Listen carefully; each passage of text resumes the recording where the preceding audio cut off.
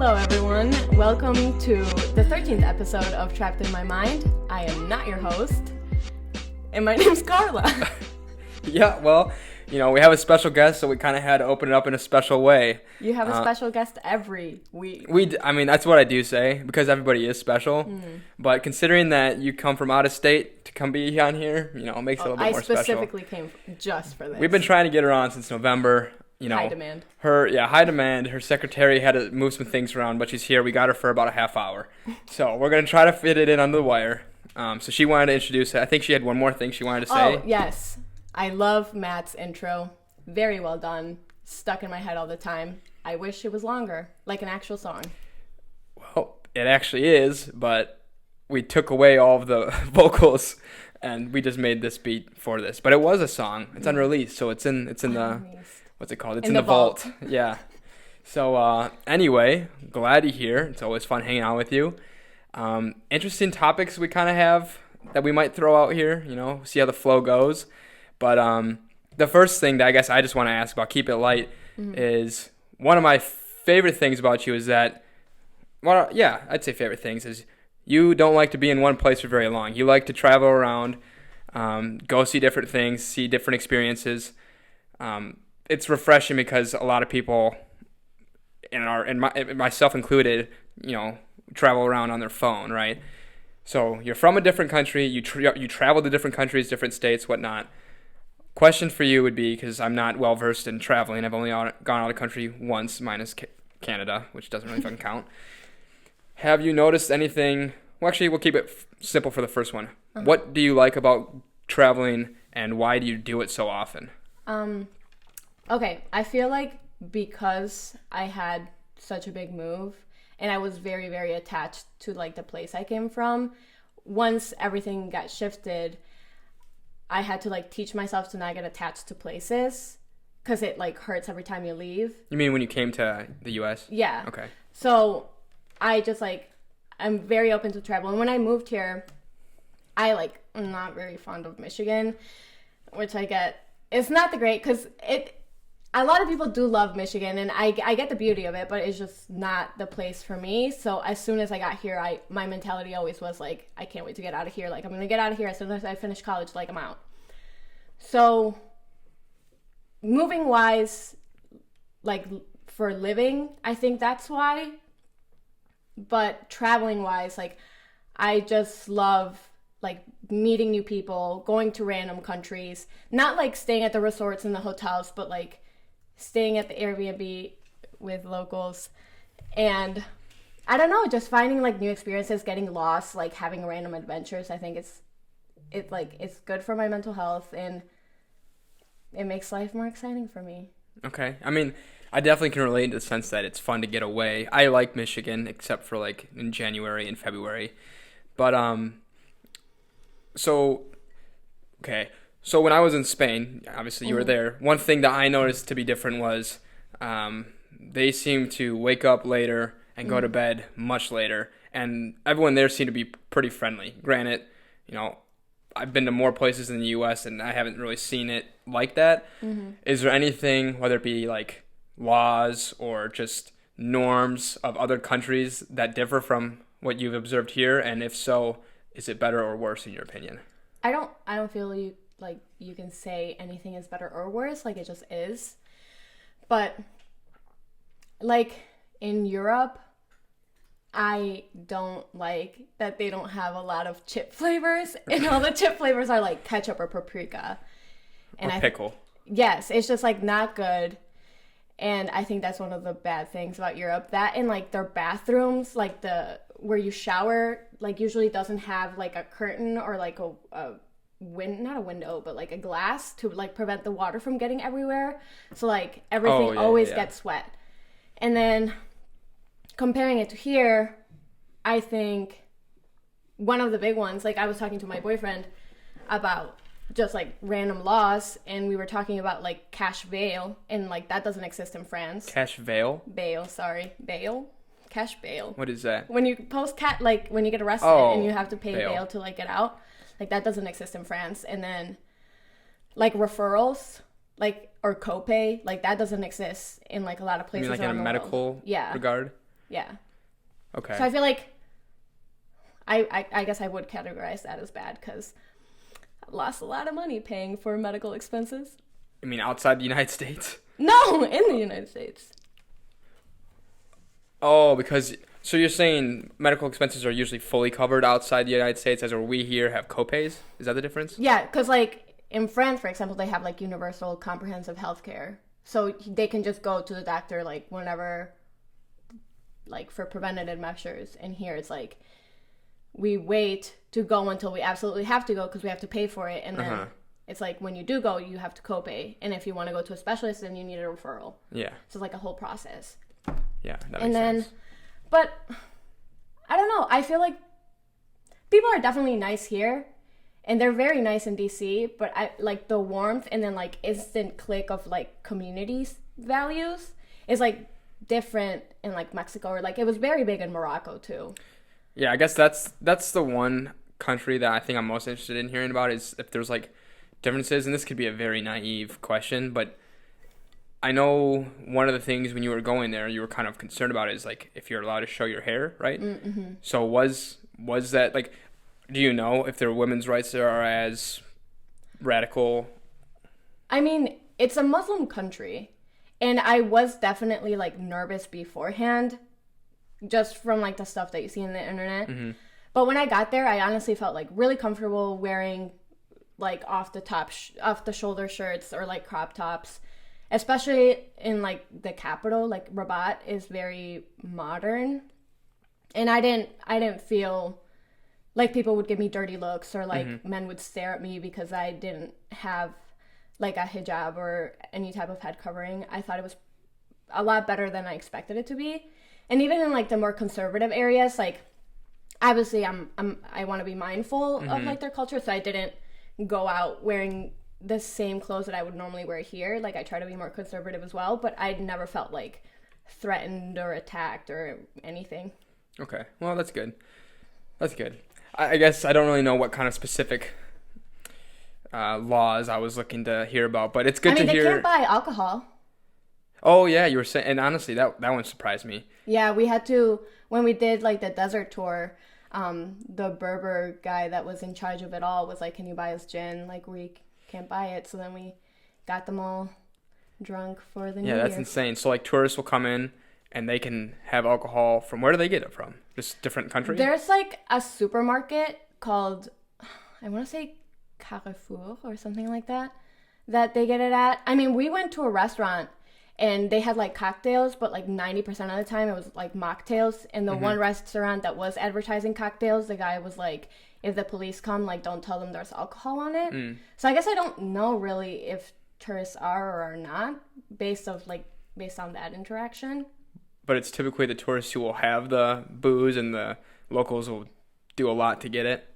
I wonder if they have like a modern day prohibition type thing going on. Like, is there people like speakeasies or what's the word, like mafia type shit, where people like a small portion of people make the largest amount of quantity of alcohol and distribute it how they choose. It'd just be interesting to know. But I mean, anyway, always like hearing about your travels. We can turn it to a more not light tone. Oh, we're shifting straight to the dark. Yeah, we're gonna. Oh, can we not? Since we're talking about alcohol, can we not discuss your former straight edge years? Okay. So what do you want? What do you want to know? Why were you so against not everything, but like drinking and any other non-model citizen activities? It's a good question, and I mean, I don't really know. I will say, so for people who didn't know me, honestly, probably my close friends got it the worst. If it was in high school and you were drinking, I would literally be like, I'm not talking to you. Like, you're being irresponsible, blah, blah, blah, blah, blah. But then I quickly realized it probably wasn't that quick. I probably should realize quicker, but started to realize that I would lose more friends if I kept pushing people away who wanted to drink or smoke or go party. And I think the reason I acted like that, so I don't know why I didn't drink or smoke. I think maybe I was afraid of how it would affect me, because I don't. So okay, I think honestly a lot of it comes back to being a control freak. When you're under the influence, before I ever drank or anything, I was told that you lose control. And so that right there is a trigger to me. Losing control. Well, I'm so used to having control. So why would I want to lose control? Mm-hmm. Also, people said the benefit to it was, you can loosen up and you can have fun. I genuinely think I usually can do that without alcohol. And I've learned, it's sometimes easier to loosen up with it, but I don't think I need it.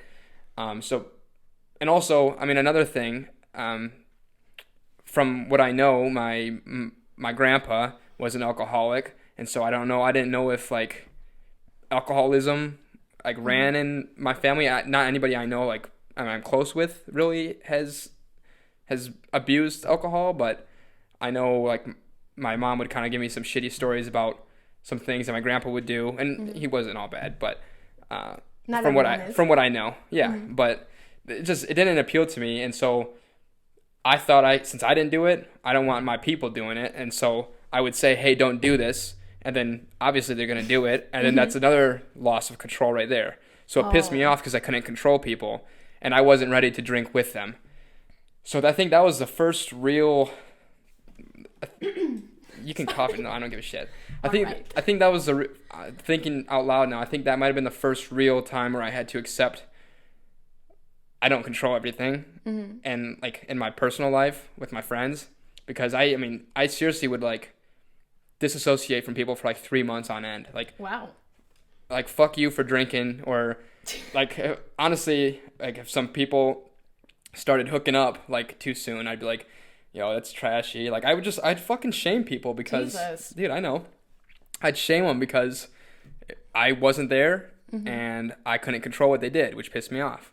So, does that answer your question? Yeah, I just think it's weird. It's strange. And honestly, I still see some effects to it. Like, I'd say like most of my guy friends are probably fine with telling me shit that they do now. But even up to like probably 2 years ago, like when I started drinking, people would be nervous to like, if they were going out to like smoke with their friends, they probably just wouldn't tell me because, not that I need to know or not, but like, I still feel like people think that they're going to get judged by me for what they do, which they have every reason to think that.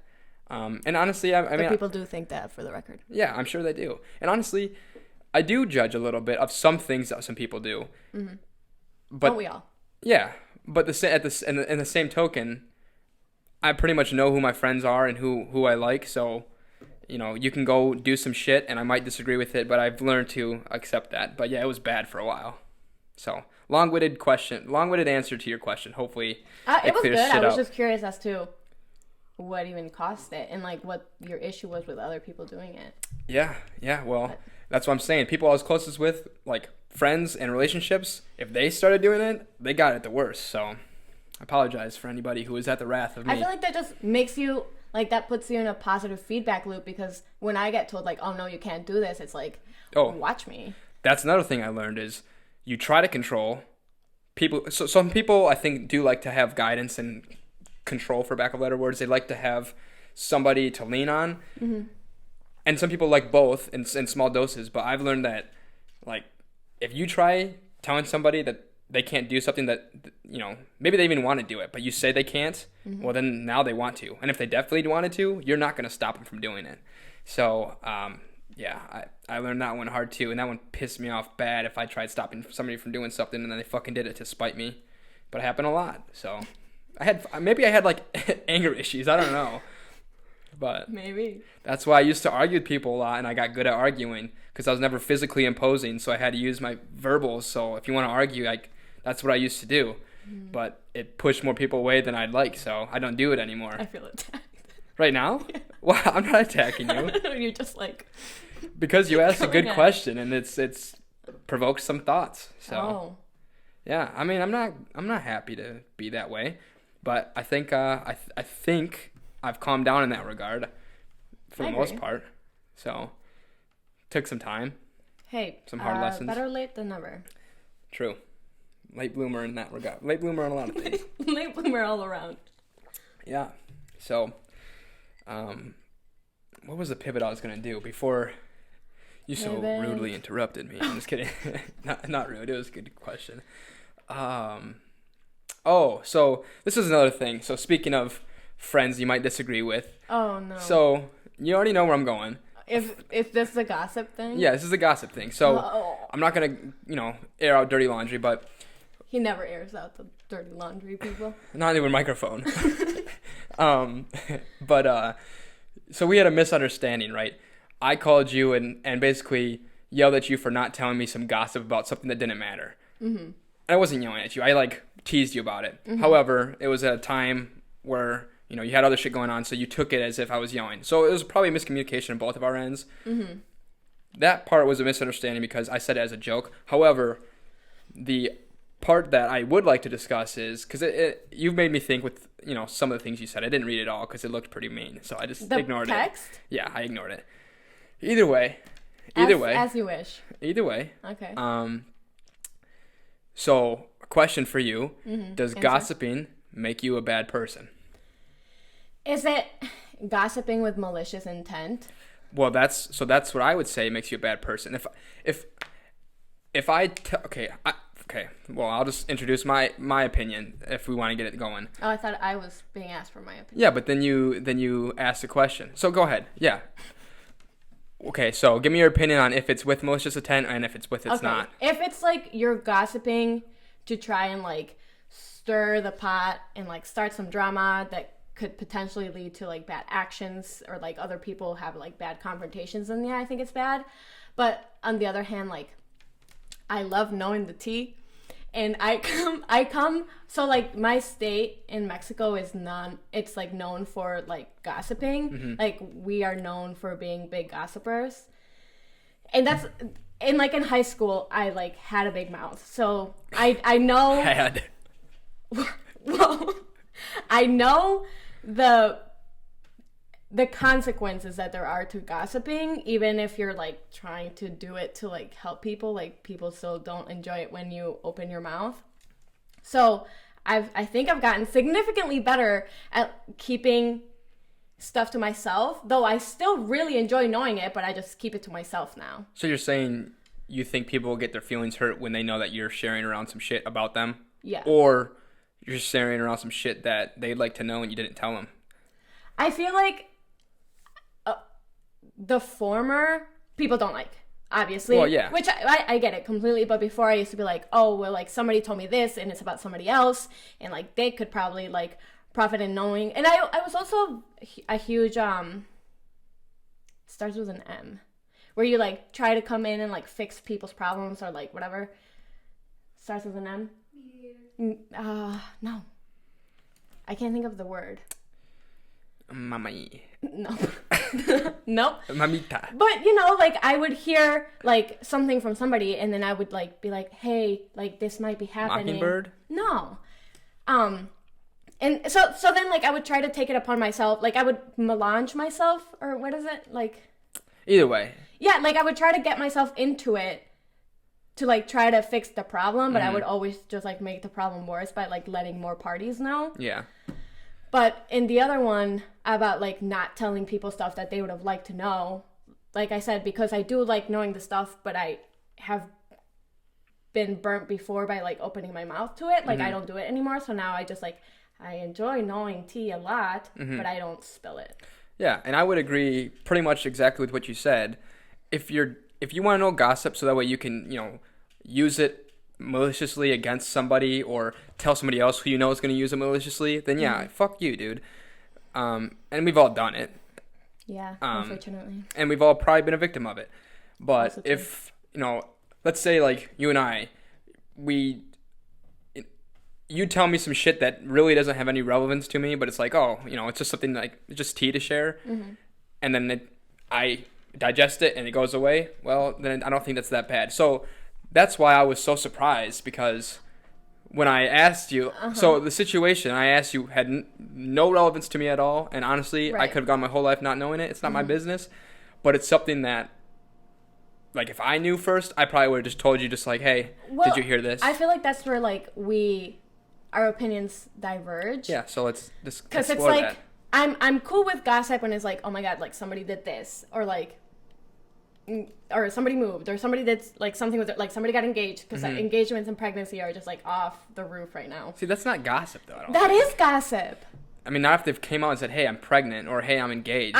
Well, it's just, like, appalling to me, because, like, my mindset right now is just, like, I can't even fathom. Okay, so keep going. So, like, that is gossip to me. But when it comes to, like, people's, like, more intimate personal stuff, like, people's sexuality or sexual orientation or whatever. Or family matter.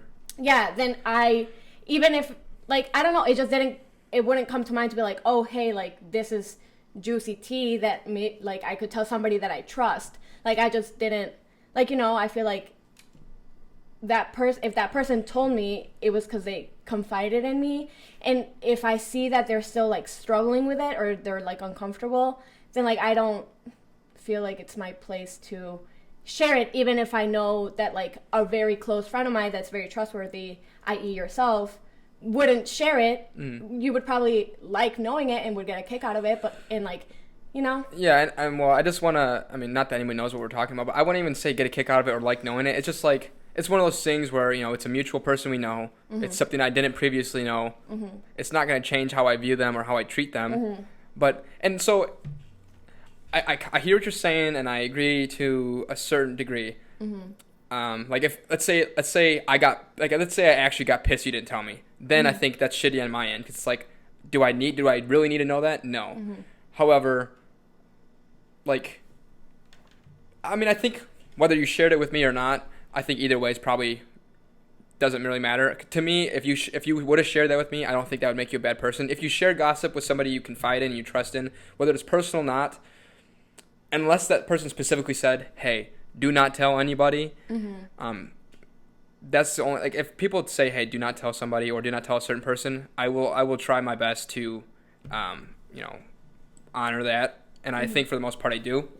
But if somebody, like, tells me something that might be intimate and they don't give me that, like, explicit, like, do not say this, then yeah, there's probably a certain few people in my life who I'll just tell it to, as long as I don't think they're going to use it maliciously, just because it's just a talking point that, you know, you can just discuss and share your thoughts on, whether it's good, bad, whatever, and it doesn't leave that conversation. So my opinion is that wouldn't make me a bad person, it wouldn't make you a bad person, but in the same stroke, if you chose not to do it, that's your own choice, and that doesn't make you or me not as close because you didn't tell me.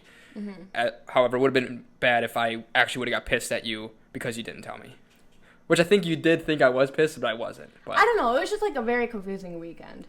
Okay. But, so moral of the story, in your opinion, gossip isn't bad as long as it's not used maliciously, or as long as you're not gossiping about somebody's really intimate details. Yeah. Okay. And also, I guess, if we can add, like, if it's grapevine gossip, where it's like, I heard from somebody who heard, blah, blah, blah, then it's like, okay, do you even have the right story at this point if you've heard it from, like, so many people? Are you saying you shouldn't pass along grapevine? So I guess that's, like, rumors. Are you saying you shouldn't pass that along? I feel like if I would get one, I'd be like, okay, but, like, do we, like, if somebody would be like, oh, someone, like, I heard from this person who told me this person said that you suck, I'd be like, okay, like, that's been removed so many people. Yeah, like, but is that type of gossip okay to spread around or no? Oh, no. Okay, then I would agree. Like, I think it would be worse, so for our situation, let's say you heard it from somebody who heard it from somebody. I think that's worse that you're sharing it with me, because you don't even know what the fuck the story is. As if you were the first person to hear from this person, you know exactly from their mouth what they were talking about, and then you tell me. I feel like that's less shady for some reason, because it's like, you know, you're not making anything up. This is from the resource itself, and obviously that could be worse if I then took it and ran with it. But if it stayed there and it stopped there, I think it's better than if you pass along gossip that came from, you know, 5 other fucking he said, she said.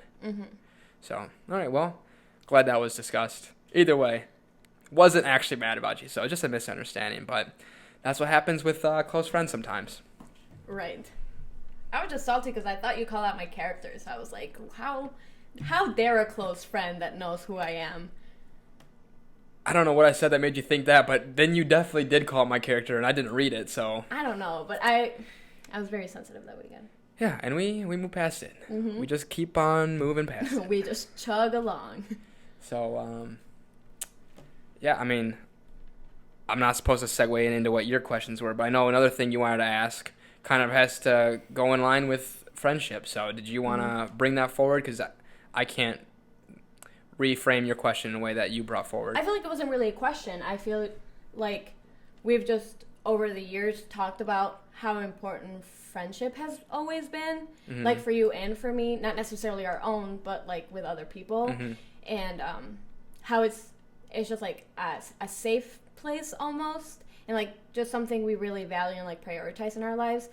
And I guess more so for you is like you are known, not known, but you're renowned. I'm a renowned friend, world 5-star on the pedestal. New York Times top 100 friends. Yeah, but like, you know, you like get your friends like good expensive gifts that like Okay, but like, you see, and I feel like we've talked before in like one of the conversations where it's like, you know, it doesn't get reciprocated always, but like you're a place where like it doesn't matter to you because like you know you value their friendship, and you know maybe their view of friendship is different.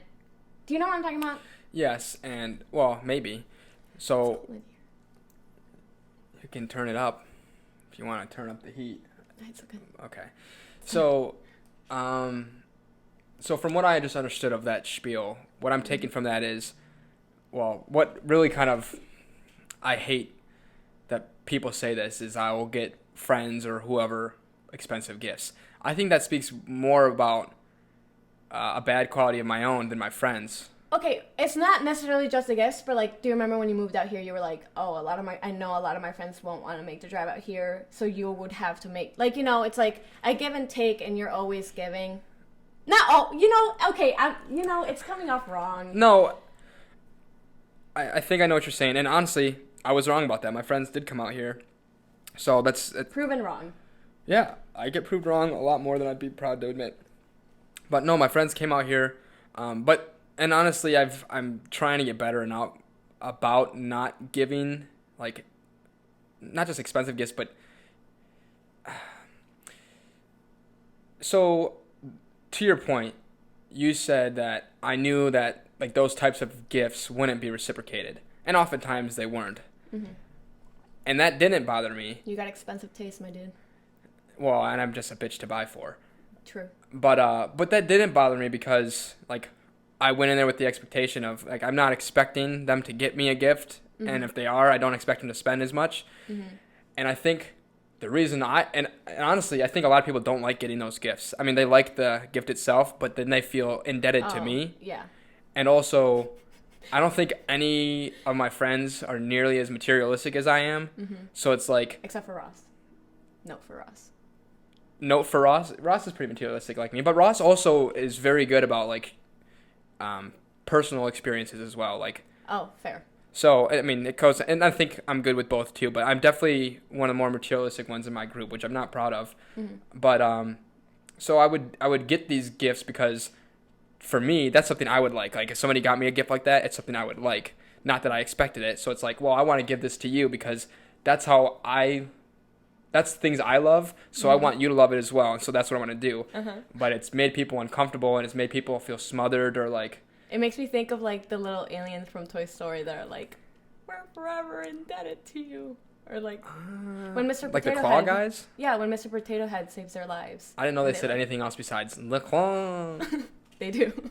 They say this. Oh, well, I guess I'll have to go catch up on my Toy Story references. But, so, I mean, the gift thing I don't do as much anymore. Also, I've done some really outlandish gifts that I've been paying for. Like, it just... Shout out to getting better. Yeah, so that one sucks. But... Self-improvement. Yeah, working on it. But, aren't we all? But, the time one is what bothers me. Like... If I don't get a gift reciprocated, that's fine because I wasn't expecting it.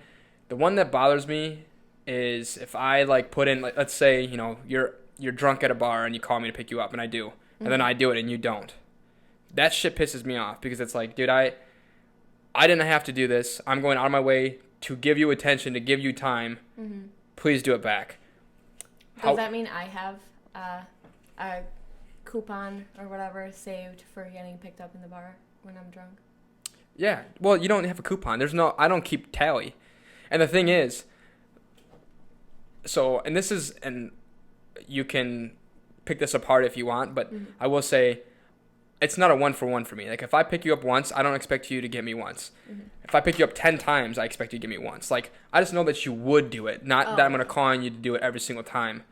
And honestly, I think it took a while for me to establish the relationships I'm at now. Like, okay, so for example, when I always try to give people attention and whatnot.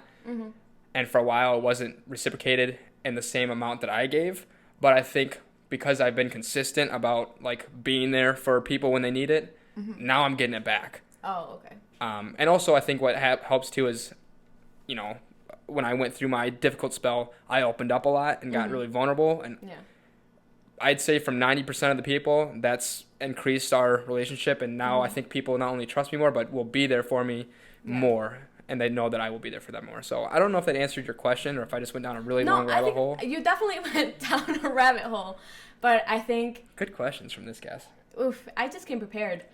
I think that I relate to it when it comes to, like, the reciprocating aspect of, like, I have my close friend group. And, like, especially, are we allowed to say names, or is that from... You can say names, just don't talk shit about these people. I'm not. And Kara knows that whatever I would say to whomever... Shout out Kiki. He'll be on. I want him to. I would say it to his face, but, like, I text him all the time. And, like, he's a busy dude. He's out here grinding with the Pistons and whatnots. But smart man. Yep.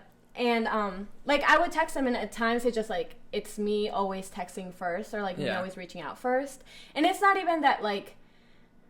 I get mad at him. It's just that, like, I start overthinking, like, oh, maybe he just doesn't care about me as much as I care about him. Or, like, maybe I'm bothering him or, like, being annoying. So then that's when I'm like, oh, I have to, like, drop off and, like, not talk to my friends as much. When usually I, like, am pretty good about, like, hey, what's up? What are you doing? And, like, just talking, not frequently, but, like, whenever they come to mind. Why do you think that you start questioning? Because... I mean, someone like Kay or myself, like, if we don't respond, I think you damn well know that we're probably busy or something. No, I know. So why do you think that you start, like, questioning, like, oh, maybe I care more, or... I think it's, like, because I know that we're all, like, grown, and, like, you have your life, I have my life, and we can go, like, months without talking, and then, like, we'll talk and it'll be fine. It's just, like, after months have passed where I've tried to talk to him, like, multiple times, and it's just, like... I don't feel like we're the same care level, then I'll be like, oh my god. Yeah. I mean, and I get that to an extent. Like, I keep saying to an extent. I gotta fucking stop doing that, dude. It's your tagline. So, yeah, I'm just gonna get a t-shirt, to an extent. But, I mean, this doesn't bother me so much anymore, but it sometimes does. Like, for example, if you're messaging somebody and, like, you're using emojis and, like, you're putting character in your conversation and they're just fucking firing off, like, 3-word sentences with, like, periods, or, like, they're not reciprocating the communication the same way you are. I don't take it personal, but it is kind of like, yo, do you even want to have this fucking conversation? So... Yeah, but then it's like, why don't they want to have the conversation? Yeah, okay, so I guess, you know, I asked you that question, but now I'm starting to think maybe I feel the same way sometimes, like, or do you ever, like, if, let's say you text somebody and they didn't respond, and you text them again, and they gave you, like, a one fucking word response or something. Oh, then I'm worried. Right? Yeah, but then I'm like, what's going on? But then you see them in person, it's like, oh, dude, sorry, I was busy, or, like, I didn't see your text. Which is weird, because, so I did this recently. I'm not going to say who, because this doesn't really matter, but it's like somebody who I'm close, one of my guy friends, close buddies with. I would text him, and, like, he'd leave it on read, or, like, he wouldn't respond. I'm like, did I do something to piss him off? And I saw him in person. I was like, yo, are you good? And he's like, yeah, bro, I miss something sometimes. Like, no, I felt like crazy for asking. And like, for that, like, I empathize, because sometimes I just, like, get anxiety from texting. So, like, I'll text, like I don't even want to look at it, because I have to think about, like, oh my god, I have to open the app, and then I have to click on their name, and then I have to think of what to say, and then I have to wait for a response, and then I have to keep the conversation going. So then it's, like, too much for me. So I think I go in waves of, like, texting and not texting. But when I do text somebody and they're just like, I'm fine or whatever, then I'm like, oh, like, are they okay? Not like, do they feel okay about me? It's like, do they need anything? You know? Yeah, and I think, well, if I had to guess why you think that, and you can tell me if you think I'm right, is Oh, God.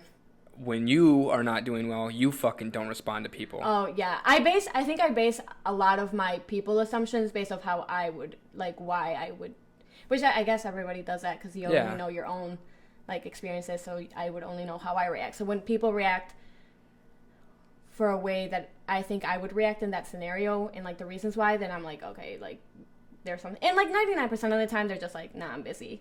Yeah. But in my head, I'm like, oh, my God. Dude, that burns me all the time. Because the weird thing is, like, some of the people I've been friends with, a long time, really close with, if I really think about it, I know how they're going to react to something I do or say. Mm-hmm. But sometimes I'll respond to them in a way that, like, I would expect them to respond to me. Yes. And they will not like it. And it's like, well, that... Or like, if somebody gets pissed off at something, it's like, wow, like, that wouldn't fucking piss me off. Yeah, like, I think it's just, like, that expectation of, like, oh, I expect you to reply this certain way, or I expect you to act like that because that's how I would act in this scenario, but it's just, like, different people. Different people, man. They're different people. I think that brings it back to, like, empathy and mindfulness, though. Like, I know Kayla mentioned it, like... Shout out Kayla? Yeah, shout out Kayla. Just because you don't react the way I wanted you to, or the way that I think I would react, or the way I thought you would react. Yeah. I mean, it is awkward. It makes things so much more complicated because it's like, okay, like, we got in an argument. You're entitled to feel however you want to feel about it, but I'm also entitled to feel however I want to feel about it. So then it's like, how do you concede? Yeah, because you don't want the issue to just sit there and fester and then ignore it. Mm-hmm. But at the same time... Wow. Like, you can't push a person to feel as different. So let me ask you this, and this might be situational. Like, it depends upon the situation. Mm-hmm. But let's say you're in an argument, right? Mm-hmm. At what point do you concede, even though you still think you're right? Am I arguing to, like? Is it just like, oh, we're arguing whether Earth is, like, flat or not, or are we arguing like, oh, you hurt my feelings? Yeah, well, I guess that response, even though you didn't really answer my question. Now I'm thinking about it, because you can't really argue emotion. But that's the thing too, is like, there's a certain conversation I'm thinking in my head where there's a disagreement between me and a friend, right? Mm-hmm. And you know what they're saying to me is just like, dude, are you serious? Like, you know, you talk to me this way all the time. It's not anything that big of a deal. Yeah. Also, I apologized already. Mm-hmm. I don't think I'm really in the wrong, but do you want me to give you an apology anyway? Yeah. Like, is it better to talk those out and just butt heads and then agree to disagree? Or is it better just, like, if you decide that, you know what, I don't really fucking care to win this battle, fine. I'm sorry, you're right. Everything's so hard now because I feel like we're at a point with everything where it's like, okay, you have a very strong opinion, I have a very strong opinion, so I feel like a lot of my arguments recently have been like, okay, agree to disagree, and then, like, that doesn't even solve anything anyways. It's like, why am I even having this conversation if we're at the same place where we started? And then I get mad at myself because I wasn't able to, like, prove my points correctly, or, like, I don't know if the other person really understood, like, how it made me feel, or how it, like, still hurts or whatever. So I don't even know what we're trying to prove anymore. Yeah, well, it's not something you prove. It's just a discussion. And it is hard nowadays because, so, I'm okay. Okay, well, I don't like to lose, right? That's a thing that's known. Mm-hmm. I don't think most people like to lose. I love it. She's just a big old loser. But at the same time, I'm okay with, like, conceding if it's going to just move us past this. Like, the situation I'm thinking of, it's okay if we just move past it. Mm-hmm. However, how many times am I, like, that's what's hard for me is like, okay, I moved past this one even though I'm still convinced I was not in the wrong. How many times do I keep conceding and then what, you're just going to walk all over me? Or you're just going to keep having it your way? But then, so, like, you're not really moving past it because then you're, like, in your mind it still, like, lingers. Because I feel like when you concede or when you agree to disagree, like, it's not resolved. And, like, you still have it, like, weighing on you. So, okay, so for this one I'm thinking, it's resolved to me because I understand where the initial, like, hurt feelings came from. Mm-hmm. I understand that, and I apologized. But then I tried to make a case of like, do you get my point? And it was just totally off the table. Yeah. And honestly, it doesn't bother me to the point of like, well, we're not gonna talk until you see it my way. So I'll move past it and I'll put it behind me, and it doesn't really bother me. I'm still gonna treat it the same way. However, if this happens again, do I do the same thing? And how many times do I have to keep conceding and just me being okay with pushing it to the side because it doesn't bother me that much? Because eventually, if you keep treating me that way, it will bother me. 1, 2, 3, 4 times I can deal with it because it's not worth losing a friend over. But how many fucking times? When's the cutoff? I don't know. I think you just gotta pick your battles. Yeah. Well, I try not to battle anymore. Verbally. Dude, I used to love confrontation, and it's so draining now. Well, also, I'd rather just have a phone call. But that's another thing too, is it's hard to have a conversation. Well, here's one thing I've learned. A lot of people, like if let's say we're having a heated discussion, right? We're not seeing eye to eye. If I said, "Hey, rain check, we'll talk about this tomorrow," that might piss off. Even though I think that's a good idea, in the moment that might piss off the other person like real fucking hard. It did. Oh, sorry, dude. Yeah, but it was a good idea, probably. No, I was in a clear mindset. You were in a clear mindset? Yeah. Yeah, a destructive clear mindset. Clear mindset. You were ready to fucking gut me, dude. I was. Yeah, but then what happened the next day? We had a phone call. Yeah, and we were both more open and mindful about it. Yeah, but I'm still hurt about it, and I still don't understand. Okay, but point being, as shitty as it is to be told, "Hey, I'm not talking to you about this right now," it's probably better. Can you admit that, or am I wrong? No, because I always do that, because I do usually have to cool off. But it's still like, I don't know, you were just like, you're mad about this, and we'll talk later. And it's like, yeah, I'm mad, but just because I'm mad doesn't mean I'm just like spitballing. Hey, maybe the last part, because I didn't understand well where you were coming from. But like... But could you see from my extent of, yo, I said this as a joke, and now I'm just getting fucking just book of, attacking me? So, I mean, what would have happened if I would have responded is eventually I would have got emotional and said some shit that is, rude.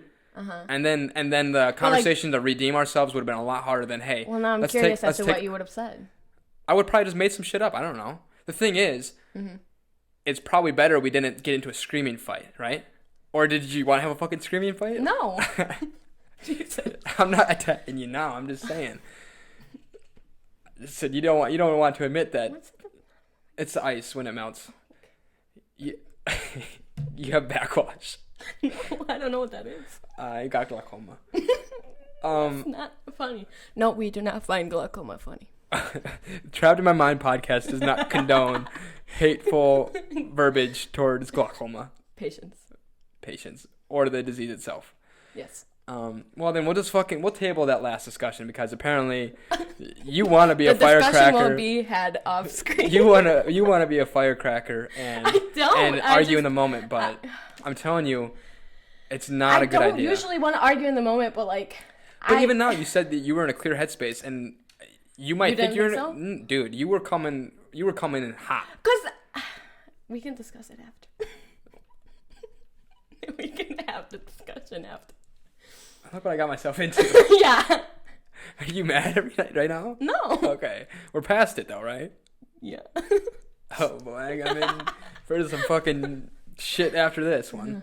Well then, just a very natural segue into the next and final topic. Why is it natural? Because it's very not natural. So that was like, that was sarcasm. So I didn't catch the sarcasm. Well, there's one cultural difference. I'm very sarcastic usually. But you can't understand sarcasm? Anyway, you want to pivot into the last topic that we kind of pre-identified? Me, myself? No, I feel like that seems arrogant. What do you mean? Like me just going and... No, but like that topic. I don't know how to do it. So okay. Go ahead. So if you want to cut this out after, fine. Or if this is too personal, just tell me, and we'll finish off the last 15 minutes with some silly shit. Because we have abundance of that. But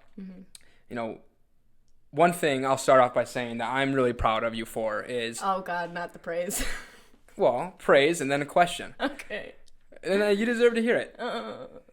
you handle your emotions, I think, very well, and you help other people handle emotions very well. One piece of advice that I'm greatly indebted to you for is when I was going through some shit, I said, but there's people who have it way worse. And I remember exactly you telling me this.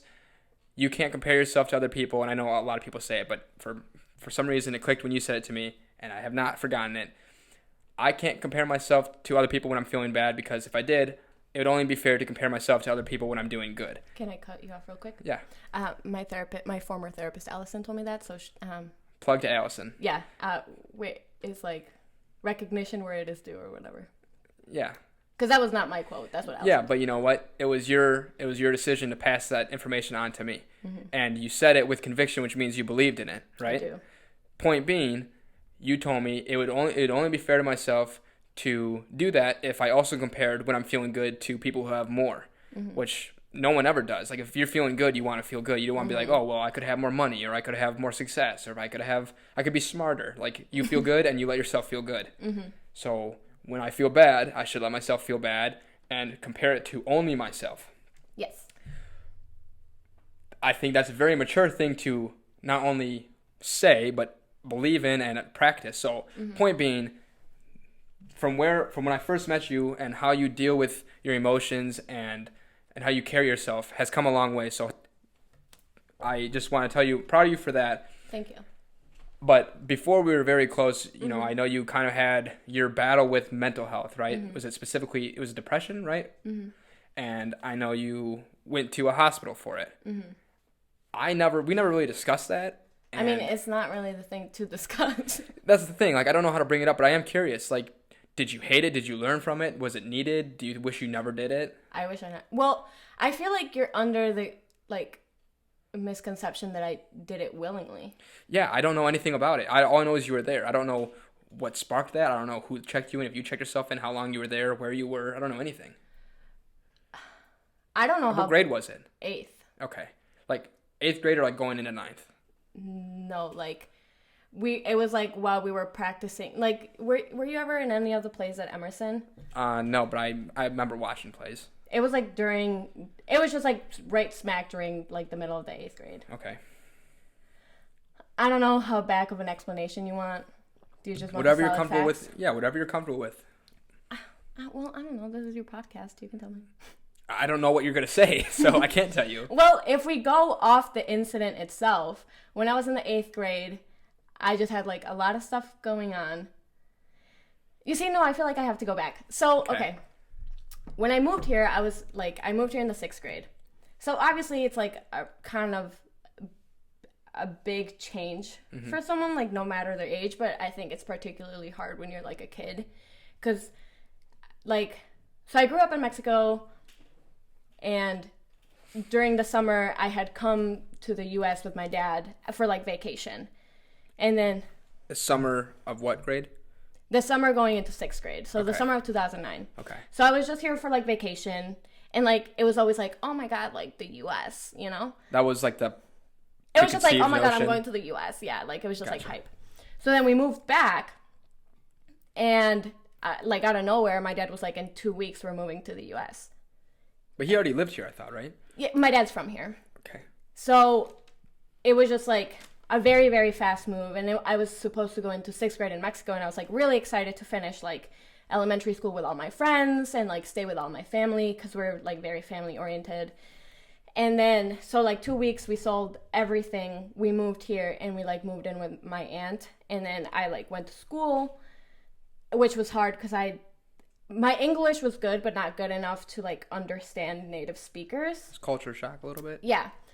And then like my family, like my parents started going in like decline, like heading towards divorce. And there's this thing called, I think it's like diathesis stress model or something. Okay. And it's like you're born, like everybody's born with like, you know how depression can be like passed down through like genetics. Yeah. So I'm born, let's say like at this level. And the threshold is like right here for like where mental illness shows. Okay. So if I'm already born at this level, which like depression and anxiety like runs in my family, and all these events like push me up, which is what I think, like how I think I got like diagnosed with major depressive disorder. So then moving from 6th grade to 8th grade, my parents were getting divorced, and I was like a really bad divorce, and we ended up living at like a women's shelter for like 4 months. And then so I just like was this 8th grade or before? Sorry, I don't really remember, but I know it was in middle school, and I don't remember if it was before or after the hospital, but it was somewhere in the mix. And so I had written this like very lengthy like goodbye letter because I was just like sick of it. And like, to clarify, do you mean like to run away or like peace out? Like hardcore peace out. Okay. Yeah, we were hardcore peacing out. And I had given it to a really, really close friend of mine at the time, or not given it to, or I showed her, I'm not sure. And she had told a counselor, which at the time I was like infuriated, but in hindsight, obviously the right thing to do. And the counselor told my mom, and my mom took me to a therapist. So I met this therapist for like literally the first time. And so I was like, okay, like therapy's supposed to help you. So I just like unleashed. And my mom came in at the end of the appointment, and the therapist was like, she needs to go to the mental hospital like now.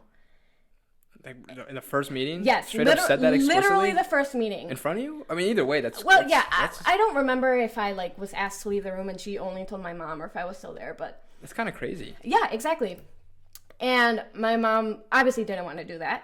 But the therapist was like, okay, but if she kills herself, like, that's on you. And the state can, like, prosecute you, I think, for, like, child endangerment or something. Because she got a medical warning basically saying to do this, and she's ignoring it. Mm-hmm. Jesus Christ. So that night, my mom drove me to the children's hospital, because you're supposed to go to, like, the actual hospital first.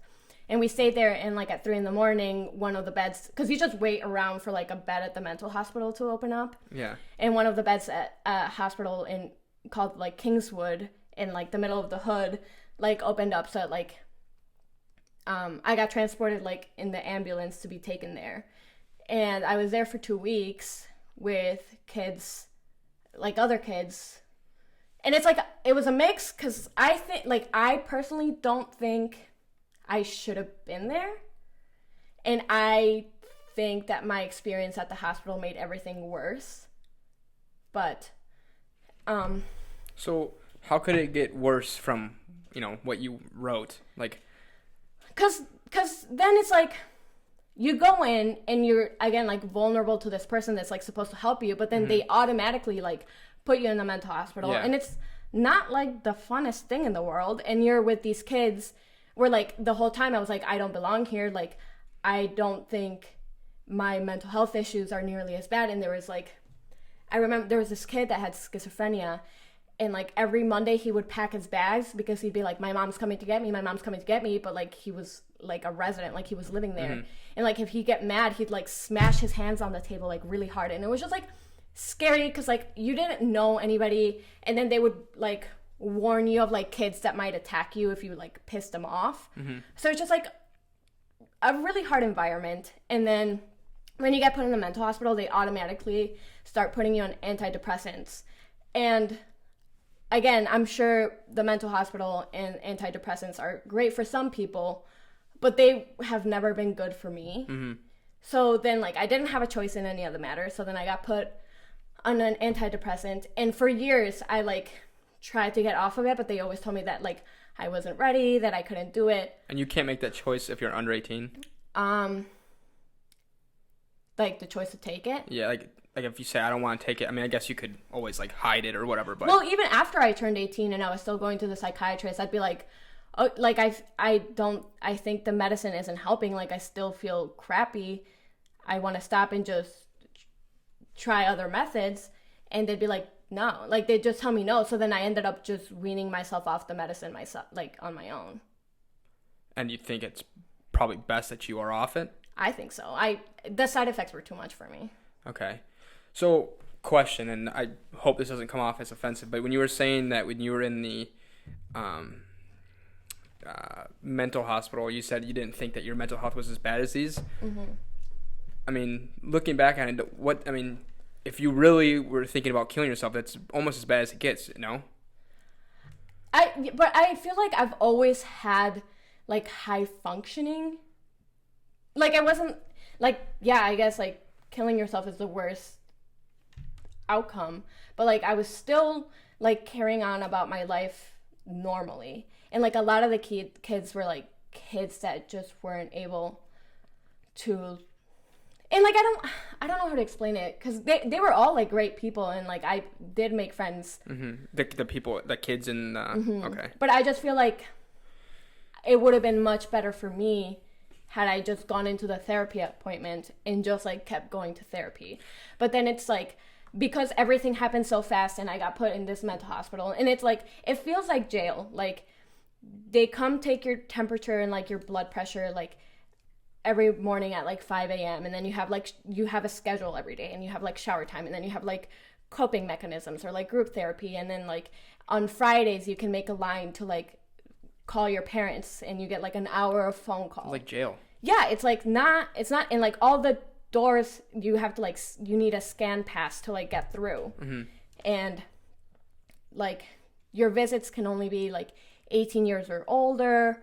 And I don't know, I just feel like had I just gone through the therapy route, it would have been a lot better for me. And then again, like, getting put in the mental hospital, my mindset wasn't like, okay, get better. My mindset was like, get out of here as fast as you can. So then I just learned to, like, play the game of like, oh my God, I am getting better. Like, acting. Yeah. So then when I got out, I had to do, like, mandatory therapy, because you have to usually do, like, behavioral therapy as you're taking medicine. And because I was like, okay, I went to the therapist once and she immediately sent me to the, like, mental hospital, I can't be vulnerable, like, you know, I can't open up anymore.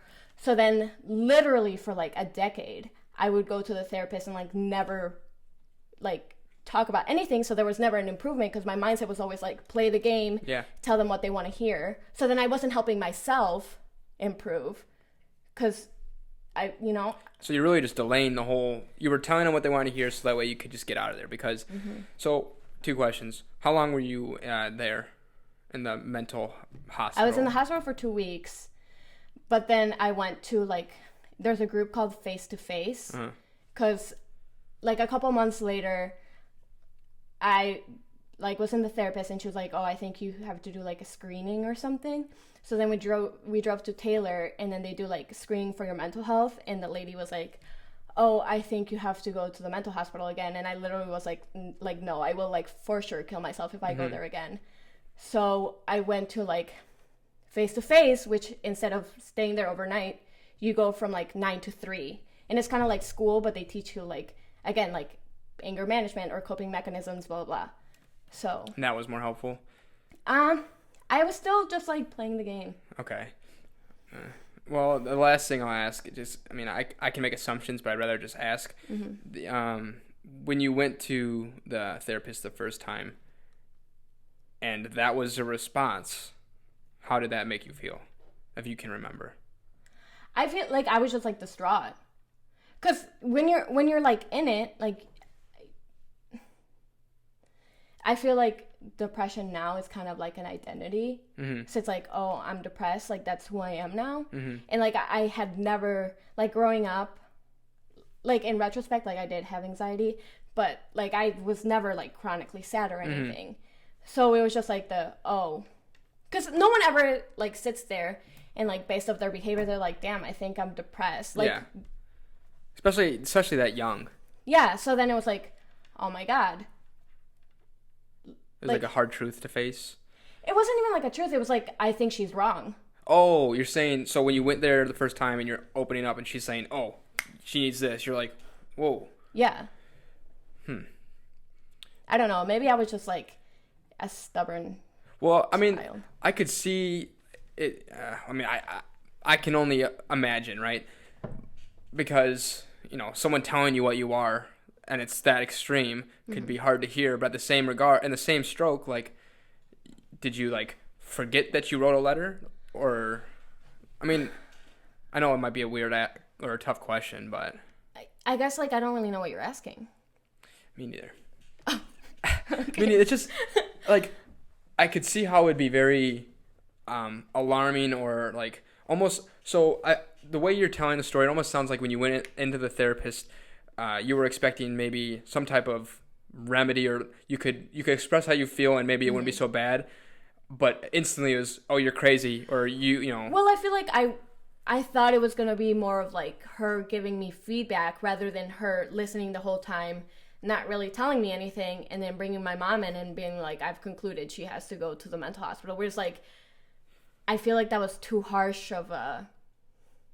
I almost felt like punished. So did you feel like you couldn't trust her or therapists in general? Yeah. Okay. That's what I gathered from what you were saying without you actually saying that, because I could imagine like if I went in there wanting to be vulnerable, whether it's a therapist or whoever, and they instantly like write me off to a quick fix or an easier fix instead of like working with me through it, I'd be like, dude, like I'm here, I'm trying, and you're just gonna push me off to medication and the hospital. So I mean, well then, to take it to a more positive light, I mean, hopefully it's a more positive light, right? Whether you're a functioning depressive person or if you've, gotten better from then, hopefully that's the case. How have you learned to function properly and explore your emotions in a way that's not as destructive? At least I think you do. I definitely do, but I don't know if it's to like the point where I can call it like healthy.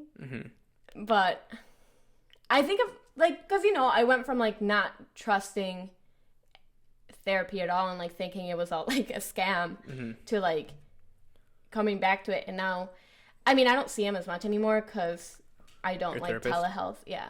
And I moved, but the few times that I did see good old Christopher. He was great and he was funny. And I think I learned, well, with therapy specifically, like a lot of the people are very conventional and they just tell you like the same things as like, oh, if you're having a panic attack, like ground yourself, count the things, like touch the surface to like... Because they've studied it. Yeah, and I just feel like they just regurgitate that. And again, like maybe that really works for some people, but it's never worked for me. And Chris has always been very unorthodox, and like he has a little Nerf gun, and like he's thrown chocolates at me before, and like I just, it's just like finding your person. And then with it personally, I guess I have gotten better at coping, and moving away honestly really helped my mental health. Yeah.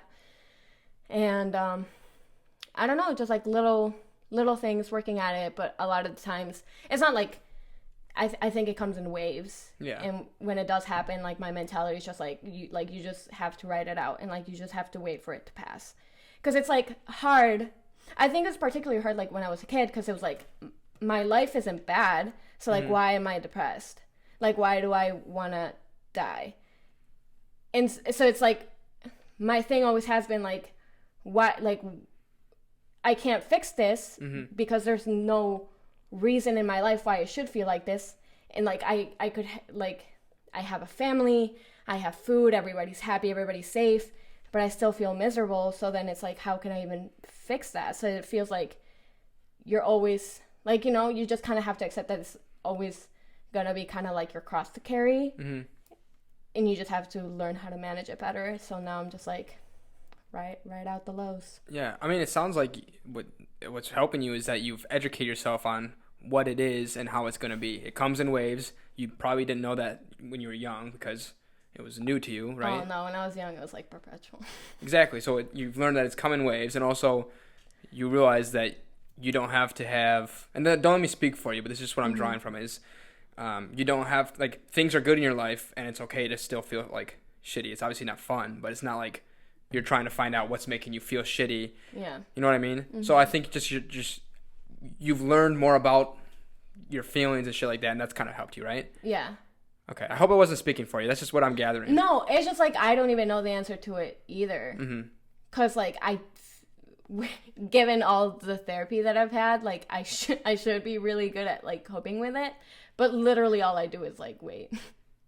Well, I mean, I don't know what works for you because everyone is different, but like I said, the progress I've seen in how you handle yourself, at least from what I know, has been positive. So thanks. My number one goal is like continued self-improvement and self-growth. And I think you continually do improve. And when you do have like some type of setback, I think you are open to like talking about it and seeing how that could be, mitigated in the future. So Tis a conscious effort. good for you. Proud of you. I'm glad that you work through it. To turn it to just end it on a final happy note. One good mental health tip or something you do that keeps you happy, or that you'd like to do that gets your mind away from all the bullshit that is life. I feel like I should have thought about this beforehand, because I feel like everybody has their go-to thing. I'm just surprised I'm not hearing what I thought it was going to be. But that's, I guess, me being prejudiced. So. What did you think it was going to be? No, I'm going to wait for you to answer it, and then I'll tell you what I think it was going to be. I like sleeping. Okay, you want to elaborate? Just sleep it off. Just be unconscious. and plants make me happy. And there you go.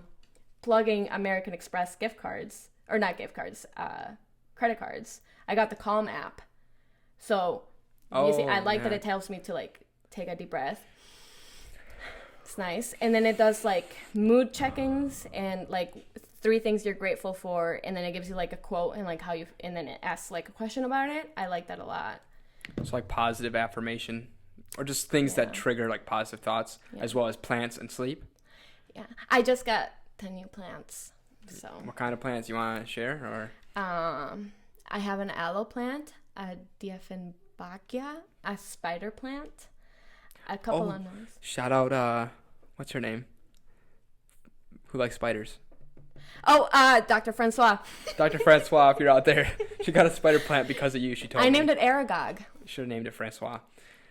You don't get why it's named Aragog. It's fine. I don't. Shout out to all the Potter fans. A lot of shout outs in this podcast. Wes is gonna be like, I fucking love Harry Potter. No, I thought you were gonna say traveling because Oh yes, but I feel like that's not readily attainable for everybody. Yeah, but it's. I mean, but like, okay, let's say you're doing like really shitty. How can I? Well, I can't just be like, I'm feeling real depressed. Let me book the first flight out here. I mean, you could. Like it's no. But okay, I mean, it's your mental health tip, so it can be whatever you want. Well, I'm just surprised it wasn't traveling. That's all. Okay, traveling. No, it was sleep, plants, and. I had another one, but I can't. Oh, painting. Oh yeah.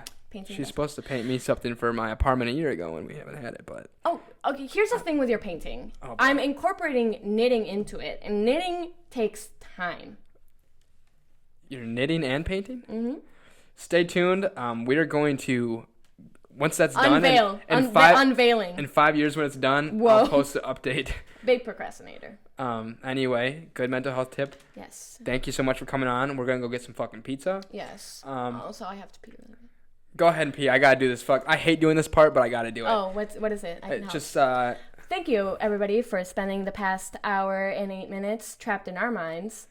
I've never once said that, so this is a very unorthodox ending to this episode. Our audience liked it. No, I gotta plug like the socials and whatnot. Follow us. Follow Trapped in My Tim Pod. Jesus Christ. On Instagram, Facebook. Okay, hold on. Let me say my little part, and then I'll turn to you to do what I would like you to do. Okay. If you'd like to be a guest on that podcast, message me on Instagram at TIMMPodcast, or find my personal Instagram. My name's Seth Atkinson, Facebook, whatever, or send me an email at timmpod@gmail.com. Also, I would greatly appreciate it if you shared it with others, gave me feedback, good or bad, comment, subscribe, and give me a review on Apple Podcasts. Yeah. Carla gave me a review. She's the only one on there right now. I have a lot of likes on there. I support the friends. Have some subscribers. Yeah. Some reviews would be nice so I know what people like and dislike. Yeah. Love good criticism. Yeah, I do love good criticism because it helps me not be boring. Also, if you have any ideas. That's what I was going to say. If you have anything that you want me to discuss with people, I mean, preferably come on and discuss it with me, but otherwise, shoot me some ideas of things that I need to add to my list of topics. So shoot me some ideas. Or if you're looking for new friends. Yeah. If you want, well, again, that would bring me to say, come on the podcast. This is a very long outro. This was just for me, not for the podcast. I'm looking for new friends. I just say it might. Find her Bumble for Friends account. Yes. Even though it'd be random, and you have to set your location very far away. Yep. Either way. Thank you for coming.